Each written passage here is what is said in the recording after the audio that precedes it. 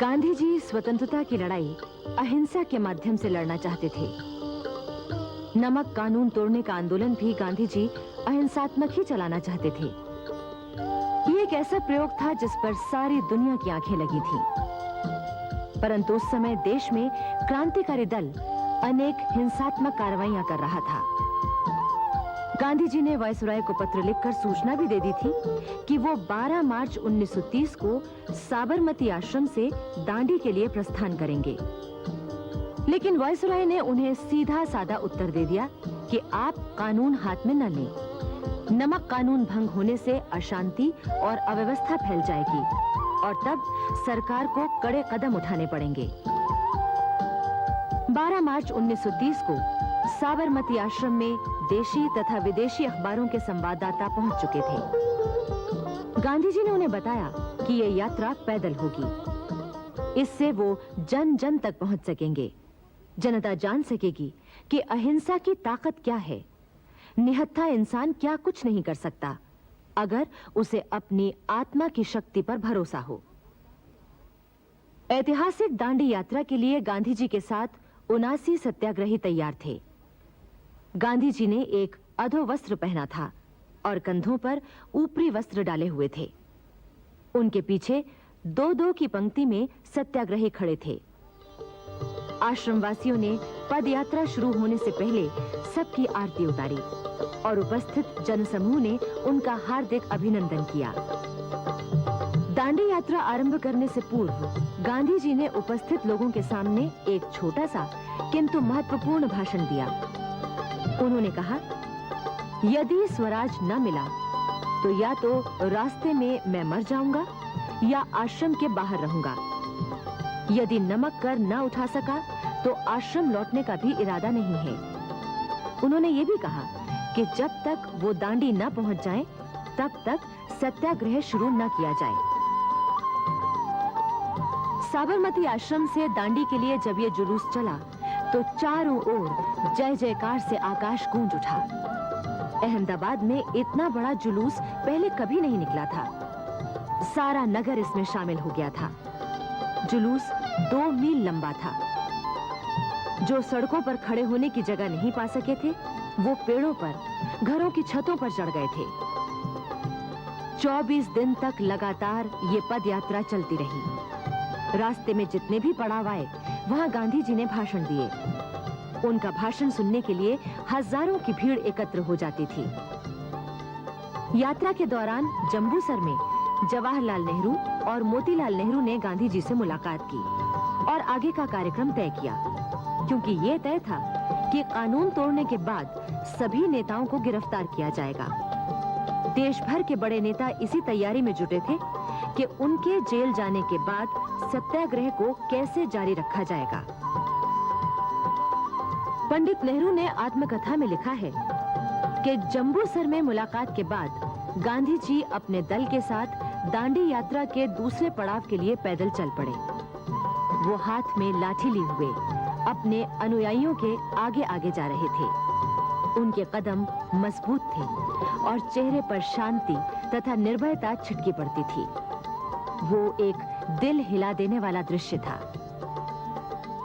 5 अप्रैल 1930 को गांधी जी दांडी पहुंच गए। वहां सरोजनी नायडू आदि देशभक्तों ने उनका स्वागत किया।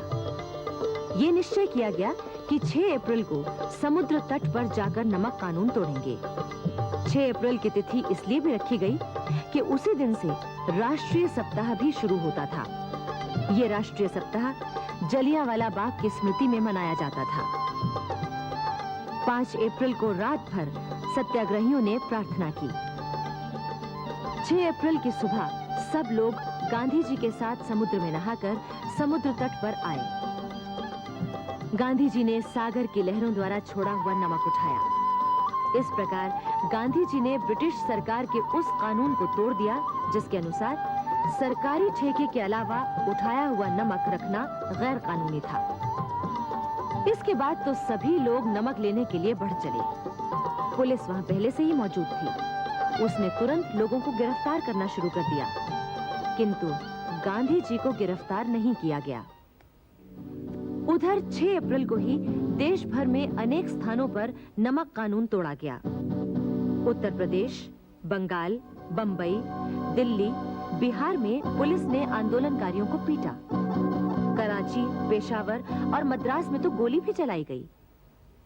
देश के अन्य भागों में नमक सत्याग्रह जितनी तेजी से शुरू हुआ, उसके बारे में नेहरू जी का ये वाक्य अत्यंत महत्वपूर्ण है।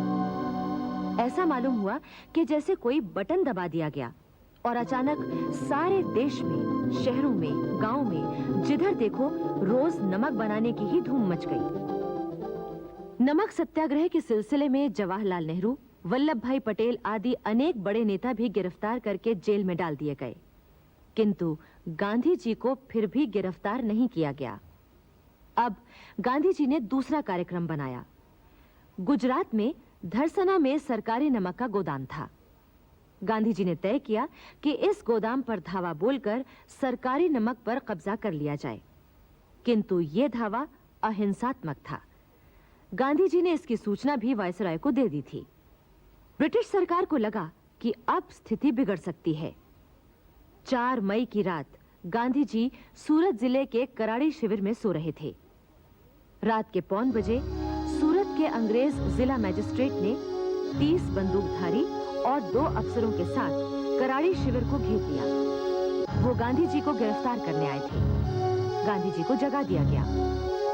जिला मजिस्ट्रेट ने गांधी जी के कहने पर गिरफ्तारी का आदेश पढ़कर सुनाया।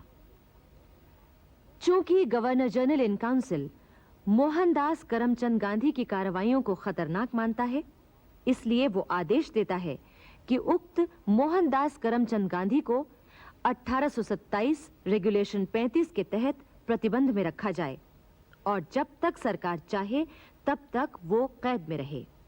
उसे तुरंत यरवदा जेल पहुंचाया जाए। गिरफ्तारी से पहले गांधी जी ने एक वक्तव्य जारी किया। उसमें कहा गया था, नमक कानून तो भंग हो चुका है। अब प्रत्येक व्यक्ति जो मुकदमे का खतरा उठा सकता हो, चाहे जहां नमक बनाने के लिए स्वतंत्र है। गांधी जी की गिरफ्तारी से नमक आंदोलन और भी जोर से भड़क उठा। भारत भर में हड़ताल हुई, बाजार और व्यापार बंद हो गए। गांधी जी के बाद धरसना पर धावा बोलने के लिए वृद्ध नेता अब्बास तैयब जी चुने गए। वो भी गिरफ्तार कर लिए गए। इसके बाद श्रीमती सरोजनी नायडू आगे बढ़ी तो वो भी गिरफ्तार कर ली गई। फिर तो जनता और पुलिस के बीच सीधा संघर्ष शुरू हो गया। हर शहर और गांव में नमक सत्याग्रह हुआ। पुलिस ने जनता पर लाठियों और बंदूकों से हमला किया। कांग्रेस की कार्य समिति को सरकार ने गैर कानूनी घोषित कर दिया। मोतीलाल नेहरू भी गिरफ्तार कर लिए गए। पेशावर में खान अब्दुल गफ्फार खान की संस्था अफगान यूथ लीग और उसके सदस्य खुदाई खिदमतगार कांग्रेस में शामिल हो गए। नमक आंदोलन के दौरान खुदाई खिदमतगारों पर बड़े अत्याचार हुए। लोगों को अपमानित करने के लिए उन्हें जबरदस्ती पकड़कर माफीनामे पर अंगूठा लगवाया जाता था। बहुत से वीर पठानों ने इस पर अपना अंगूठा ही काट डाला, जिससे इस जिल्लत से बच जाएं। खान अब्दुल गफ्फार खान के घर में आग लगा दी गई। उनके भाई डॉक्टर खान साहब का मकान धूल में मिला दिया गया। 23 अप्रैल 1930 को पेशावर में बहादुर पठानों ने सत्याग्रह की अहिंसक लड़ाई की एक ऐसी मिसाल पेश की जो इतिहास में कभी भी भूली नहीं जा सकेगी। सैकड़ों की संख्या में पठान मौत की जरा भी परवाह किए बगैर तोपों और बंदूकों की ओर बढ़ते गए और उन्हें बड़ी बेरहमी से अंग्रेजों ने भून दिया। सारे देश में अहिंसात्मक ढंग से कानून भंग करना जनता का धर्म बन गया था। ब्रिटिश सरकार की सभी जेलें भर गईं, यहाँ तक कि नई जेलें बनवानी पड़ी। लगभग 50-60 हजार लोग जेलों में बंद हो गए थे। फिर भी आंदोलन की तेजी में कोई कमी नहीं आई। बंबई में कपड़ा मिल मजदूरों ने हड़ताल की। मद्रास में आंदोलनकारियों को पीटा गया। बंगाल में छात्रों पर लाठियां बरसीं। गुजरात में बारडोली और बोरमद में किसानों पर जुल्म हुए। उस समय सारा भारत आंदोलन के प्रभाव की गिरफ्त में आ चुका था। वास्तव में इस आंदोलन ने ब्रिटिश सरकार की नींव हिला दी थी। इससे गांधी जी की कांग्रेस में पकड़ गहरी हो गई। उनका प्रभाव तेजी से फैलने लगा था। इसी बीच क्रांतिकारी भी अपना काम कर रहे थे। 18 अप्रैल 1930 को चटगांव के पास करीब 70 नौजवानों ने सूर्य सेन के नेतृत्व में एक साथ अनेक सरकारी प्रतिष्ठानों पर आक्रमण कर दिया। उन्होंने शस्त्रागार लूट लिया। 26 जनवरी 1931 को वायसराय के आदेशानुसार गांधी जी और कांग्रेस कार्यकारिणी के अन्य सभी सदस्यों को जेलों से रिहा कर दिया गया। मोतीलाल जी चूंकि बीमार थे, इसलिए उन्हें पहले ही छोड़ दिया गया था। जवाहरलाल नेहरू जब नैनी जेल से छूटकर घर पहुंचे, तो बीमार पिता को देखकर उनके दिल को बड़ा धक्का लगा था। नेहरू जी ने लिखा है, वो एक बूढ़े शेर की तरह, जिसका शरीर बुरी तरह जख्मी हो गया हो, जिसकी ताकत शरीर से करीब करीब चली गई हो, बैठे थे। लेकिन उस हालत में भी उनकी शान तो सिंहों या राजाओं जैसी ही थी। कुछ ही दिन बाद गांधी जी मोतीलाल नेहरू जी से मिलने आए। उस समय मोतीलाल जी ने कहा था, महात्मा जी, मैं जल्दी ही चला जाने वाला हूँ। स्वराज देखने के लिए जिंदा नहीं रहूंगा, लेकिन मैं जानता हूँ कि आपने स्वराज जीत लिया है और जल्दी ही वो आपके हाथ में आ जाएगा। इसके कुछ ही दिन बाद यानी 6 फरवरी 1931 को मोतीलाल नेहरू का देहांत हो गया। देश का एक महान त्यागी नेता उठ गया। देश की राजनीति में उस समय नया मोड़ आया जब महात्मा गांधी और वायसराय लॉर्ड इरविन के बीच बातचीत हुई और कई महत्वपूर्ण मुद्दों पर समझौता हो गया। इनमें कुछ प्रमुख बातें थीं। सविनय अवज्ञा आंदोलन वापस लेना, गोलमेज कॉन्फ्रेंस में वैधानिक सरकार की स्थापना पर विचार, शराब और विलायती कपड़ों की दुकानों पर धरना कानूनी हद के अंदर रहेगा, सविनय अवज्ञा आंदोलन के दौरान पकड़े गए लोग रिहा किए जाएंगे, उन पर से मुकदमे उठा लिए जाएंगे, जुर्माने माफ होंगे, गरीब लोग अपने उपयोग के लिए नमक बना सकेंगे आदि। इस समझौते पर डॉक्टर राजेंद्र प्रसाद ने कहा था, गांधी इरविन समझौता इस माने में बहुत महत्वपूर्ण है कि ब्रिटिश सरकार ने पहली बार जनता की प्रतिनिधि संस्था से समझौते की बातचीत के लिए प्रयत्न किया है।